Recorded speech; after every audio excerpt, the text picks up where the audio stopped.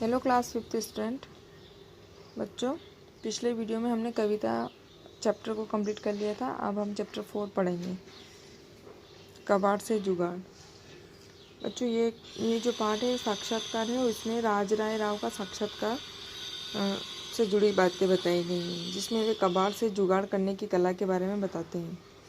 इस पार्ट के द्वारा आप साक्षात्कार क्या होता है, कैसे लिया जाता है, कैसे दिया जाता है, प्रश्न कैसे पूछे जाते हैं, बहुत सारी बातें सीखेंगे। ठीक, इसके ज़रिए नई सोच विकसित होगी और बेकार की चीज़ें जो कबाड़ से नई चीज़ें बना सकती हैं उनके बारे में आप जान पाएंगे। ठीक, सोचिए और बताइए साक्षात्कार क्या होता है। साक्षात्कार मीन्स इंटरव्यू, जिसको अपन बोलते हैं, है ना। आपने रेडियो, समाचार पत्र, टीवी आदि पर किसी का साक्षात्कार अवश्य सुना व देखा होगा। इस पर अपने विचार बताइए। चलिए शुरू करते हैं चैप्टर। आओ पढ़े। क्या कोई व्यक्ति कबाड़ या बची हुई चीज़ों का उपयोग किसी अच्छे कार्य के लिए कर सकता है? पड़ गए ना अचरज में। आज हम तुम्हें एक ऐसे व्यक्ति से मिलवाने जा रहे हैं जिनके पास कबाड़ से जुगाड़ करके उपयोगी वस्तु बनाने की कला है। उनका नाम है गुम्मा राजू राज राय राव। उनसे हुई वार्तालाप के कुछ अंश यहाँ प्रस्तुत हैं। इस पार्ट में जो साक्षात्कार लिया जा रहा है उसके बारे में प्रश्न पूछे जा रहे हैं, वो इस प्रकार से है। प्रश्नकर्ता मतलब जो साक्षात्कार लेता है उसको प्रश्नकर्ता बोलते हैं। राव जी, आप हमें अपने रोचक संग्रहों के बारे में बताइए। वार्तालाप मीन्स बातचीत होती है ना। संग्रह मीन्स भंडार। राज राय राव, मेरे पास कई तरह के संग्रह हैं, लेकिन मुझे सबसे प्रिय है मेरा कूड़ा संग्रह। प्रश्नकर्ता, क्या? यह तो मैंने पहली बार सुना है कि किसी व्यक्ति को कूड़ा संग्रह करने का शौक है। राज राय राव, जी हाँ, 22 से भी अधिक वर्षों से हमने अपने घर से जरा भी कूड़ा बाहर नहीं फेंका है। तो वो बताते हैं कि हमने 22 साल तक घर का कूड़ा जो है संभाल रखा है, उसको बाहर नहीं फेंका है। किस तरीके से हम उसको उपयोग करते हैं वो बताइए। प्रश्नकर्ता फिर पूछते हैं, आप अपने घर के कूड़े का आप क्या करते हैं? राज राय राव, मेरे लिए तो आम के छिलकों से लेकर टूथपेस्ट की खाली ट्यूब तक सभी उपयोगी हैं। क्या आपको पता है कि हम इन सब चीज़ों की तरफ ध्यान नहीं देते, लेकिन इन चीज़ों से बहुत सारी अच्छी चीज़ें बनाई जा सकती हैं। प्रश्नकर्ता, वह कैसे? राज राय राव, देखिए, पहले हम सारी वस्तुओं को 6 श्रेणियों में बांट लेते हैं, जैसे जो जलाई जा सके, जो सड़ाई जा सके, धातुएं जो बागवानी में काम आ सके, प्लास्टिक, रबर और कांच। बागवानी मतलब जो बगीचा है ना वो। प्रश्नकर्ता, दूसरी श्रेणी की वस्तुएं कौन सी हैं और वे किस तरह उपयोगी हैं? राज राय, ये वस्तुएं हैं सब्जी के छिलके, पेड़ की सूखी पत्तियां, चाय की उपयोग की धुली हुई पत्तियां, फल के बचे टुकड़े आदि। ये सारी वस्तुएं खाद बनाने के काम आती हैं। इसके लिए 6x3 फुट का खाद का गड्ढा, कंपोस्ट पिट बनाओ, जिसमें ये वस्तुएं डालते जाओ। हर तीसरे चौथे दिन इस पर पानी का थोड़ा सा छिड़काव करो। इससे कचरे में बैक्टीरिया पैदा होंगे, जो बैक्टीरिया मतलब जो कीटाणु होते हैं जो उसे सड़ाने में सहायता करेंगे। प्रश्नकर्ता, खाद बनने में कितना समय लगता है? राज राय राव, जब कचरे की परत पर 1 फुट मोटी हो जाती है तो उस पर कुछ मिट्टी फैला देते हैं। बस 3-4 महीने में सारा कचरा खाद में बदल जाता है। यह खाद सामान्य गोबर की खाद से ज़्यादा लाभदायक होती है। सामान्य मतलब साधारण या आम।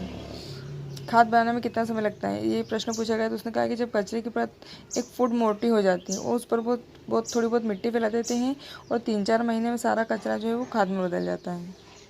और जो गोबर का खाद होता है ना, उससे ज़्यादा ये फ़ायदे मतलब लाभदायक होता है। प्रश्नकर्ता, अच्छा, आप जलाई जा सकने वाली वस्तुओं का प्रयोग किस तरह करते हैं? राज राय राव, पुराने कागज़, पोस्ट कार्ड आदि को हम शोलापुर बॉयलर में जलाते हैं और पानी गर्म करते हैं। पुरानी झाड़ू भी इसी अग्नि को समर्पित हो जाती हैं। समर्पित मतलब आदरपूर्वक देना। प्रश्नकर्ता, यह तो काफ़ी अच्छा है। राव जी, बागवानी के लिए आप किस तरह के कूड़े का प्रयोग करते हैं? राज राय राव, सूखी पत्तियों, फलियों, टूटे मटकों के टुकड़ों, पत्थरों, शंख आदि को क्यारियों में डालते हैं, जिससे मिट्टी में नमी बनी रहती है। पत्थर, शंख आदि के कारण मिट्टी जम नहीं पाती, जिससे जड़ों को पर्याप्त मात्रा में हवा पानी मिलता रहता है। राजराय राव बागवानी के लिए कौन से कूड़े का उपयोग करते हैं? सूखी पत्तियों, फलियों, टूटे मटके के टुकड़ों, पत्थरों, शंख आदि को क्यारियों में डालते हैं, जिससे मिट्टी में नमी बनी रहती है और पत्थर, शंख आदि के कारण मिट्टी जम नहीं पाती, जिससे जड़ों को पर्याप्त मात्रा में हवा पानी मिलता रहता है। प्रश्नकर्ता फिर पूछते हैं, प्लास्टिक, रबर, धातु और कांच का आप क्या उपयोग करते हैं? राजराय राव, प्लास्टिक और धातु के डिब्बे को हम कलमदान बनाने के काम आ जाते हैं। वैसे हमने बगीचे में धातु के 3 कलश रखे हुए हैं। इनमें प्लास्टिक, कांच और धातु के बेकार सामान इकट्ठे करते जाते हैं। जब कोई आवाज़ लगती है कि टूटा फूटा सामान दे दो, तो सारे मटके उसके ढेले पर खाली कर देते हैं। प्रश्नकर्ता पूछते हैं, क्या टूथपेस्ट की खाली ट्यूब का भी कोई उपयोग हो सकता है? राजराय राव, क्यों नहीं, यह देखिए, यह चमकीली मूर्ति टूथपेस्ट की खाली ट्यूबों से बनी हुई है। बस धातु को गलाया, सांचे में डाला और मूर्ति तैयार। अब तुम तो यह भी सोच रहे होंगे कि कूड़ा कहाँ से इकट्ठा किया जाए, क्यों? यही सोच रहे हो ना? तो फिर देर किस बात की, अपनी रुचि के अनुसार बच्चा खुचा सामान इकट्ठा करो और कुछ नया बनाओ। तो बच्चों, इस पाठ के ज़रिए हमने सीखा है कि किस प्रकार से जो है पुरानी और टूटी फूटी चीज़ों का इस्तेमाल किया जा सकता है।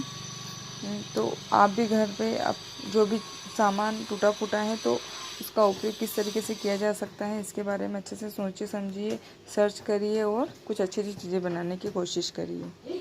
ठीक, अब हम वर्तनी पढ़ेंगे। दिए गए शब्दों का अभ्यास कीजिए, जैसे गुम्मा, राजू, राजराय राव, वार्तालाप, संग्रहों, टूथपेस्ट, श्रेणी, बैक्टीरिया, समर्पित, बागवानी, प्लास्टिक। ओह, ऐसा क्या? हम जिसे बेकार समझकर फेंक देते हैं, वे वस्तुएं भी बेकार नहीं होती। चंडीगढ़ का रॉक गार्डन इसका उदाहरण है। जी हाँ, जिन्हें हम बेकार समझकर कूड़े में फेंक देते हैं, उन वस्तुओं से नेकचंद ने एक सुंदर बगीचा बनाया। इस बगीचे को रॉक गार्डन कहते हैं। उन्होंने टूटे हुए चीनी मिट्टी के मग और प्लेट के टुकड़ों से मूर्तियाँ बनाई, कांच की चूड़ियों को पक्षियों का आकार दिया, सिरेमिक के बेकार हो चुके बर्तन और फ्यूज प्लग आदि से कलाकृतियाँ बनाकर बगीचा तैयार किया। यह हरियाणा राज्य की राजधानी चंडीगढ़ में स्थित है। अच्छा, ये आपका चैप्टर कंप्लीट होता है। अब इसके बाद मैं आपको क्वेश्चन आंसर का PDF सेंड करूँगी, तो आप क्वेश्चन आंसर, ये वाले क्वेश्चन आंसर अपनी फेयर कॉपी में लिखिएगा। ओके, इसके बाद में है पाठ के आधार पर वाक्यों के आगे सही या गलत का चिन्ह लगाइए। ठीक, तो ये आपको सेल्फ करना है, इसमें टिक लगाना है, कौन सा वाक्य राइट और कौन सा रॉन्ग है। ठीक, उसके बाद में आओ करे टू, ये मैंने फिल कर दिया अपने बुक में, आप भी देखिए फिल कर लीजिए। साक्षात्कार लेने वाले के लिए प्रयुक्त शब्द क्या है? प्रश्नकर्ता। साक्षात्कार देने वाले का नाम क्या है? राजराय राव। उसके बाद साक्षात्कार की मदद से आपको क्या पता चला वो लिखना है। तो इससे हमें क्या पता चला, बेकार की वस्तुओं का उपयोग कैसे किया जाए और वस्तुओं का विभाजन कैसे किया जाए, ये सारी चीज़ें अपन ने सीखी। उसके बाद में साक्षात्कार पढ़कर आपने बहुत सारी बातें जानी होगी, कोई 2 बातें लिखी हैं। ये मैंने 2 बातें लिखी हैं, आप चाहें तो अपने मन से भी जो आपने बातें जानी है वो भी आप लिख सकते हैं। जैसे मैंने लिखा है कि साक्षात्कार देने वाले के जीवन से जुड़ी बातें जान पाना, और दूसरा लिखा है साक्षात्कार देने वाले की रुचियों को भी जान पाना। ठीक, उसके बाद में है आओ करे 3, ये इसका PDF में भी सेंड कर रही हूँ, तो आप देख के फिर कॉपी कंप्लीट कर लीजिए। उसके बाद में पर्यायवाची शब्द, ये जो है अपन इनको नेक्स्ट वीडियो में पढ़ेंगे। आओ करे 4, आओ करे 5 भी अपन नेक्स्ट वीडियो में पढ़ेंगे। ठीक, इसके बाद में अपन क्रिया के बारे में भी नेक्स्ट वीडियो में पढ़ेंगे। Okay, thank you, have a nice day.